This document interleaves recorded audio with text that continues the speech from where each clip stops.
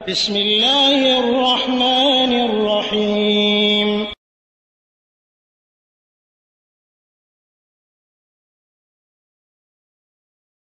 কাতার থেকে এক ভাই প্রশ্ন করেছেন যে আমি এশার সালাত আদায় করতে যাচ্ছি, তো এখন নিয়তটা কিভাবে করব? নাওয়াইতু আন উসাল্লি নাকি বিসমিল্লাহির রহমানির রহিম বলে শুরু করব?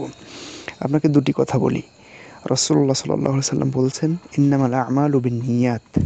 প্রত্যেকটা আমলই নিয়তের উপর নির্ভরশীল। তো নিয়ত লাগবেই। প্রত্যেকটা আমল করতে গেলে তার সাথে নিয়ত অবশ্যই জরুরি। তো এটা যেমন সত্য কথা, আর একটা সত্য কথা হচ্ছে এই যে নিয়তটা হতে হবে মনে মনে। আসলে নিয়তের অর্থই হচ্ছে মনে মনে কিছু সংকল্প করা, কোনো কিছু করতে চাওয়া, মনন করা, মনে মনে ভাবা। আপনি বাজারে যাবেন, বাজারে যাওয়ার সময় কী কী কিনবেন আপনার কিন্তু মনে মনে হয়ে যায় যে আমি আজকে বাজারে গিয়ে এটা কিনবো।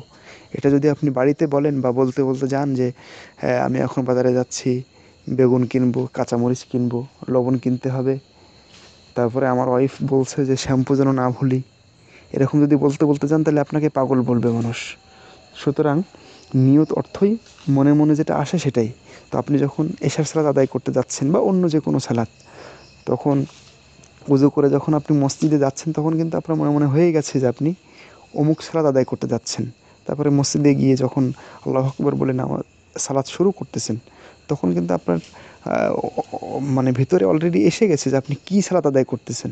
ফরজ, নফল, নাকি জোহরের সালাত, নাকি এশার সালাত। ওই যে মনে যেটা এসে গেছে না, ওটাই কিন্তু নিয়ত। এবং সেটা মুখে বলা, নাওয়াইতু আন উসাল্লি এভাবে বলা, এটা শরীয়ত সম্মত নয়, বরং এটা শরীয়তে নবাবিষ্কৃত বিষয়, বিদআত। এটা করা যাবে না। মহান রব্বুল আলামিন আমাদের সর্বাবস্থায় সুন্নাতের উপর কায়েম রাখুন।